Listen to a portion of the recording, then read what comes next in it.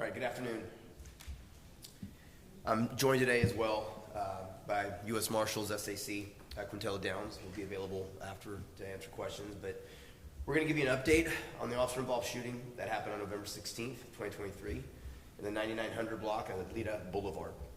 As you know, and as I often say, facts in these cases often change as these investigations do, but we're going to tell you what we know up to this point. This is the 11th shooting involving a Dallas police officer this year. On Thursday, at about 6:05 a.m., members of the U.S. Marshals North Texas Fugitive Task Force served a capital murder warrant at an apartment in the 9900 block of Atleta.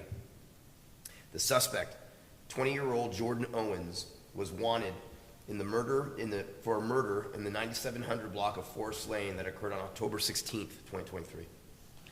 The task force team was made up of officers and deputies from the Dallas Police Department, the Dallas County Sheriff's Office, and the U.S. Marshals Service, and assisted by members of the Dallas Police Department's Project Safe Neighborhood team. The preliminary investigation determined for approximately 3 minutes, members of the task force knocked and announced their presence at the apartment and their intent in serving the warrant. Officers breached the front door, and as the door was opened, Owens fired at members of the task force. Dallas Police Task Force member Senior Corporal Eddie Garcia returned fire from his rifle, and task force members moved downstairs from the apartment. Senior Corporal Morales was shot in the calf during this initial exchange of gunfire. First aid was administered for his injury, and he was taken to a local hospital in stable condition. Owens exited the apartment and was given orders to surrender. He did not comply and went back into the apartment, broke out a window, and started to throw items out of the apartment window. Officers saw Owens with a handgun both inside and outside the apartment. At 6:12 a.m., Dallas Police Senior Corporal Kurt Hivitz fired one round from his rifle at the armed suspect. Owens continued to show the gun and threatened to shoot at officers. At 6:15 a.m., Dallas Police Senior Corporal Barrett Nelson fired 3 rounds from his rifle at the armed suspect. Dallas Police 911 received a call that there were other people in the apartment and that Owens was injured. At 6:19 a.m., Owens continued to show the gun and yelled obscenities at the officers while armed. Officer Nelson and a U.S. Marshal fired their rifles at the suspect. Task force members were able to evacuate the witnesses from the apartment, then confronted Owens inside and took him into custody. Officers provided first aid, and Owens was taken to a local hospital. The suspect's handgun, modified with a full auto switch and extended magazine, was recovered at the scene. Senior Corporal Morales was treated for his injury and released from the hospital. No other officers or civilians were injured. Owens is being treated at a local hospital and was last listed in stable condition. He will be charged with 3 counts of aggravated assault on a public servant in addition to his capital murder arrest warrant. This is an ongoing investigation being investigated by our Special Investigations Unit. The Dallas County District Attorney's Office was notified and responded to the scene, and they will conduct their own investigation. The Office of Community Police Oversight was also notified and responded to the scene. Owens has a criminal history including unlawful carrying of a firearm, possession of marijuana, and theft of a firearm. This suspect is the type of dangerous, violent criminal this task force comes into contact with on a regular basis, working to take them off into custody and off of our streets. This suspect had already shown he had no regard for human life, wanted for capital murder, tried to murder my officers and officers of this task force last Thursday. We are fortunate we're here today, instead of talking about a member of our law enforcement family killed by a violent criminal. He was armed with an illegal weapon. With a modification we and our law enforcement partners work to take off our streets daily. The Glock switch, as you've heard me say before, small device that allows a semi-automatic weapon to fire automatically in seconds. Owens fired more than 15 rounds in that doorway at our officers, and then an additional 6 at some point during the confrontation. This is yet another incident where the suspect, armed with a firearm, shot at our officers. Yet again, we are fortunate our officers are alive today. We've had 11 officer-involved shootings, and 10 times, you've heard me say this over and over again, 10 times our officers are shot at first by the suspect. 5 of our officers have been injured. Our men and women go out each day not knowing what the day or what the call will hold to serve and protect. And despite the dangers, despite the challenges, they put on their uniform, dedicated to do what is right to keep our city safe, to keep all of us safe. And they are undeterred. I am grateful for the brave men and women of this police department, for the U.S. Marshals Task Force, for the great work they do, and for the bravery and commitment they show each day to our beloved profession in our city. Again, I am thankful for our partnership with the U.S. Marshals as they take some of the most violent criminals off of the streets of Dallas. They were shot at over 20 times, showed incredible professionalism and rendering aid. Before we open up to questions, we'll now play some body-worn camera video of the incident.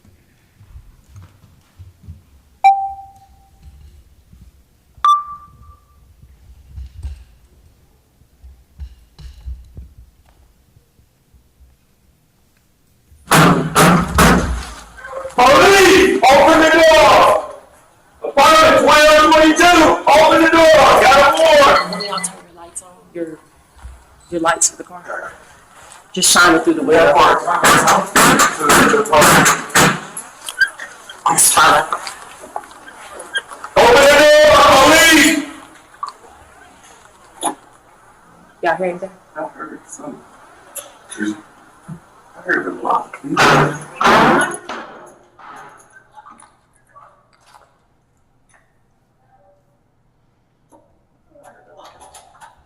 Apartment 1222, open the door, police!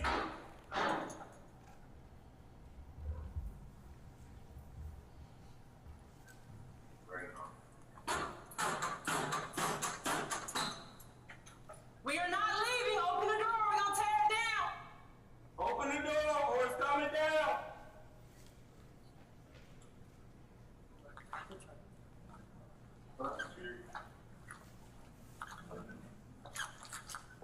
Yeah, just turn your red and blues on. Turn it overhead. Police, open the door, apartment 1222! Open the door, do it now!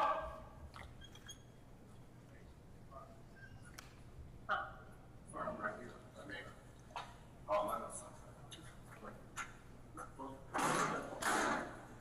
Coming down!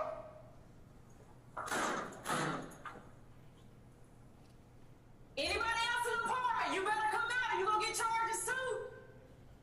Let's go, Jordan. Come out.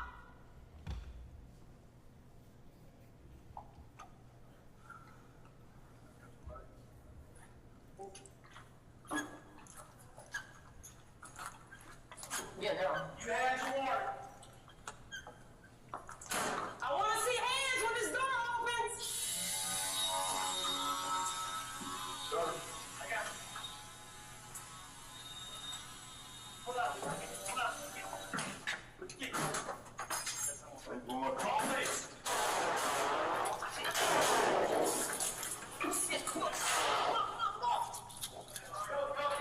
Hey, get back. Hey, Amy, get back.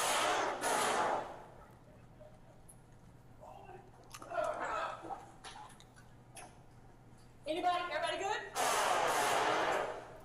Everybody good?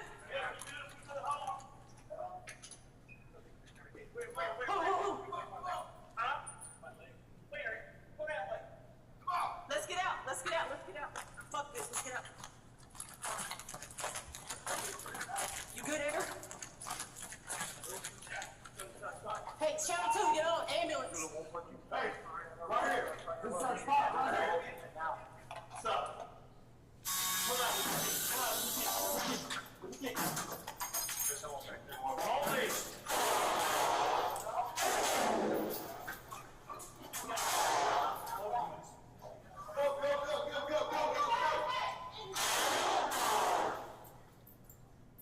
Police!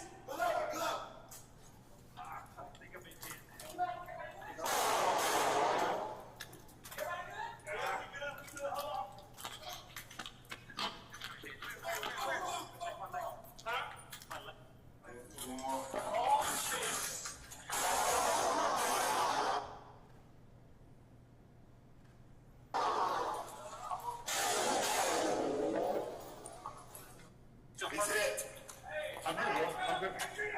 I'm good. I'm good. Y'all walk so far? I'm good.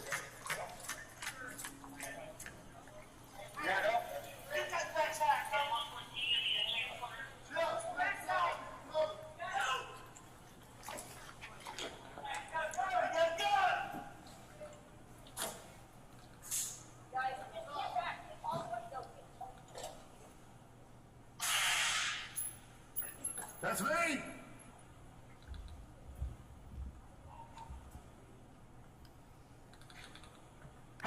Okay, is that the gun?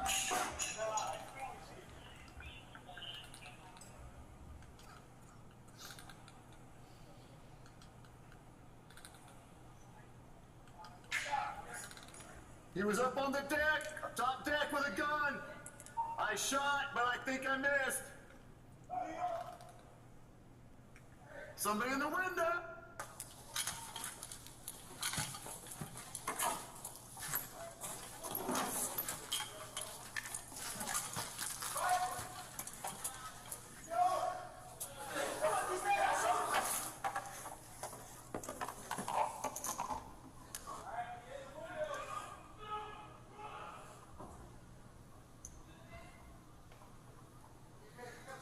Yeah, I'm about to take it. Hold on.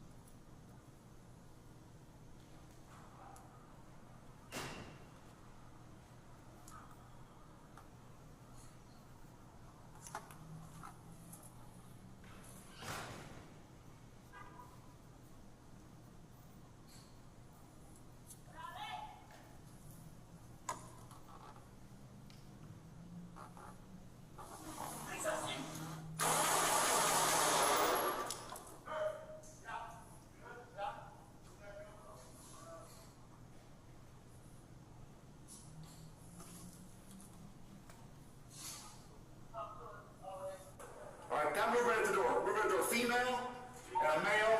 Hands up. I can't tell if the second one's a male or female. Hands up. Female in a black dress and then somebody in a white jumpsuit. As soon as they get out. Okay, they're on the stairs. They're on the stairs. You back up on door. Yeah, I'm on door. Alright, they're yours from here out. Kirk's back on door.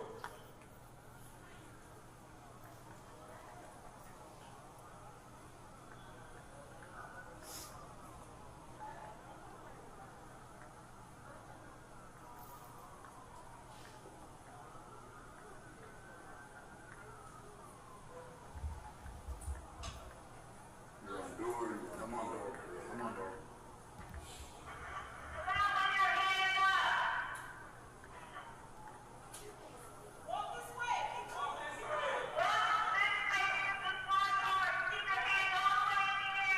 Hold them to the back.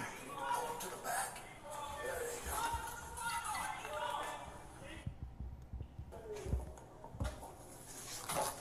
Police, come on out! Your head?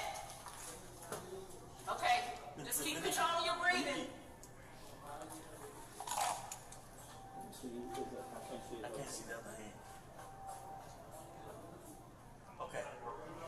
Hey, I'm gonna go deep. You go straight to him, okay? Let me hold it. Get. Give it to me, okay?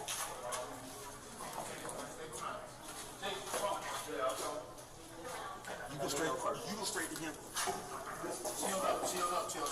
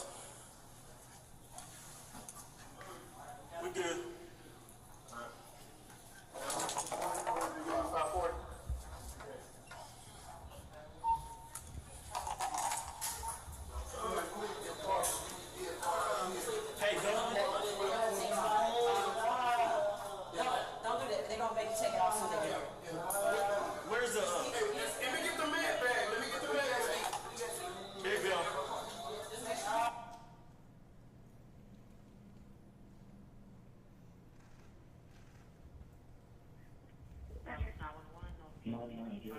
Hello. Yes. This is 9901. 9900 Atlanta Boulevard. Yes. There's two people in the closet. And they have the house surrounded. And Somebody. Okay, hold on, wait a minute. I need to talk to one person. I can't talk to both of you. okay. Say the address. 9900 Atlanta. Yes. Okay. Yes. And the suspect. Okay. They have the house surrounded, but the suspect is in the house shooting outside at the police. But it's two other people in here, and I don't want the police to shoot back. We're innocent. We don't know who's in here. Are you, wait a minute. Is this a house or an apartment, ma'am? This is the apartment. What door number are you at? It's 1222. He's literally shooting at the police. They're shooting. They don't know we're in here. They don't even know we're in here. They just think it's him in here. That's Emerson Apartments? Yes. We're not trying to get hurt or anything. We're innocent. We were in his sleep. And the police came and knocked on the door. And then escalated from there. So now we're just in the closet laying down. Okay, just stay down in the closet. Just stay in there, okay? Just hold on. Oh, God. Do you know what police it is that's shooting? Who's No, out there? the Dallas police. Oh, my God. He's shooting. He's shooting at them. Who is I don't he? know. What's his name? Oh, my God. They're shooting. What's his name, ma'am? Oh my fucking God. We don't know the suspects, and what you're not understanding is they're shooting back. We're not trying to get hurt. Ma'am, ma'am, listen, I understand that. Do you know the name of the person that's in the apartment with you? No, we don't know. No, How we is don't he know. in the apartment? Y'all don't know who he is? This is not the time. Can we answer like all these questions when this shit is over? No, ma'am, you're calling me. I need to let them know what you're telling me. Jordan. Okay, do you know what last name? No, we don't know the last name. We're just in the closet trying to fucking fight for our Ma'am, hold on. Oh my God. Are y'all able to come out of the closet and come to the front door? Yes, I gotta put my clothes on. Okay, well go ahead and put your clothes Are on. you letting them know? Are you letting them know? Yes, ma'am, I'm gonna let them know. Because we're not trying to get shot here. Yes, ma'am.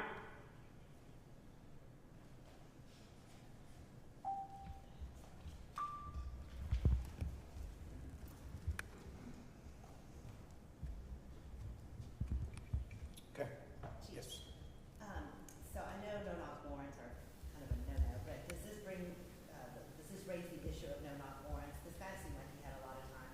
Should he have been taken by surprise instead of giving him all this time to grab a weapon and shoot at your officers? I'll say this, dynamic entries, no knock is a legal term. The tactical term is making dynamic entries. We do dynamic entries.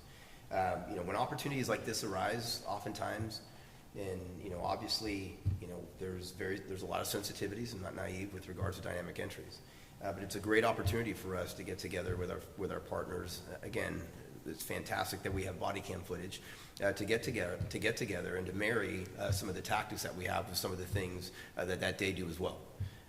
And so, obviously, different organizations, agencies may have to make their own decisions with regards to that.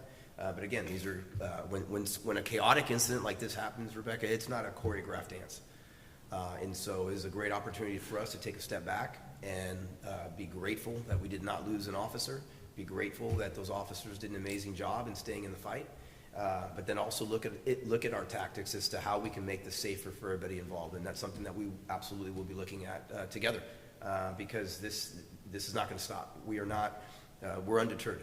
We're going to continue to go after these violent criminals, and we need to utilize the most sound and safe tactics for all of us collectively. So it's something that we'll definitely take a look at. Can you talk about what were the circumstances of the October murder that he was wanted for? It was a murder that occurred as a result of a robbery, from my understanding.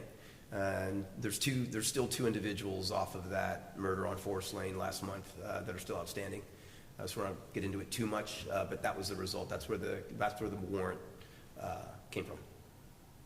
When it comes to block switches, the state legislature did not pass the bill, although it is a federal crime, obviously, to have a block switch, but they could have broadened the law a little bit more in Texas. It failed the legislature. What's your comment on that? Yeah, it was unfortunate that it failed. My understanding is it had passed the House and somewhere hit a roadblock in the Senate.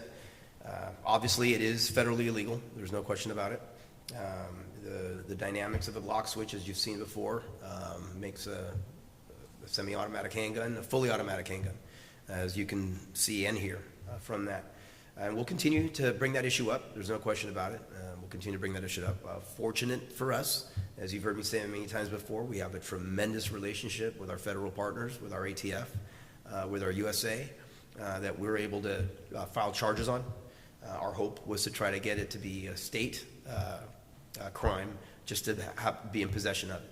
But we'll continue to work with our federal partners as these Glock switches are more and more being found out on the street and obviously being used by violent criminals. And so, yes, it's unfortunate that it didn't make it through, but we'll continue trying. Did you watch the video? What is your reaction to the actions your officers took, and what was it? Exactly by the book? Tell us about those actions.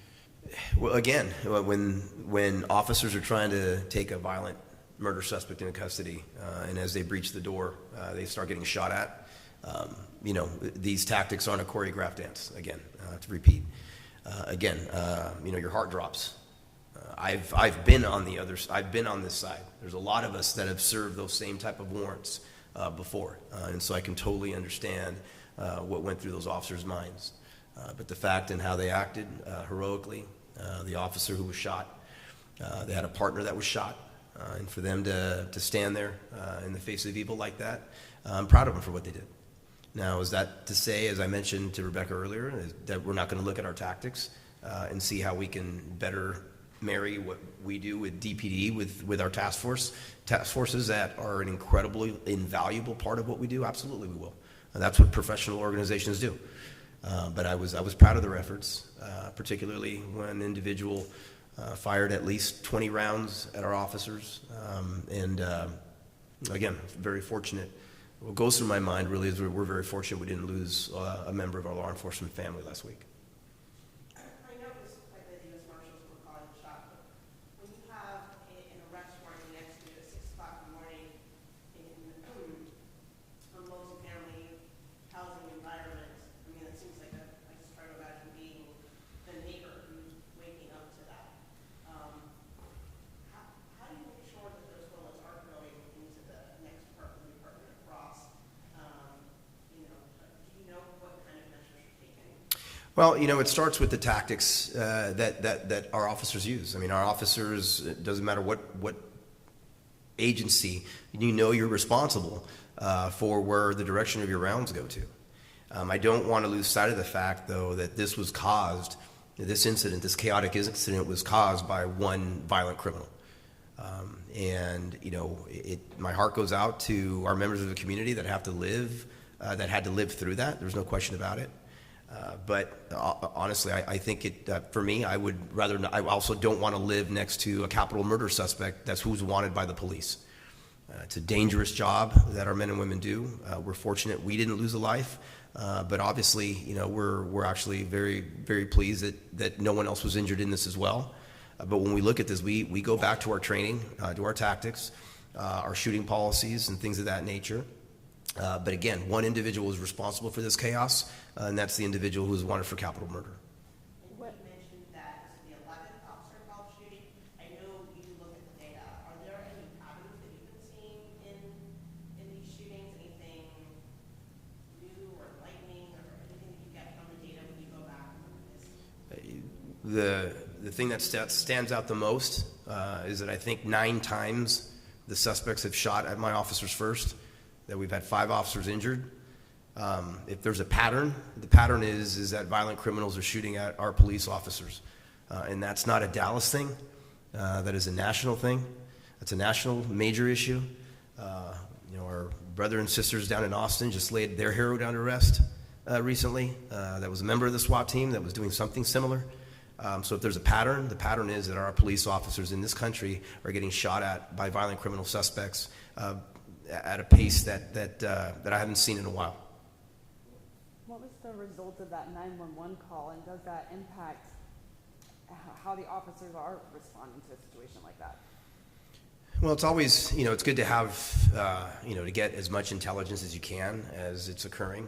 Obviously, the 911 call is important for us, not only for the investigation, but obviously for our officers to know. The communication that our dispatchers have with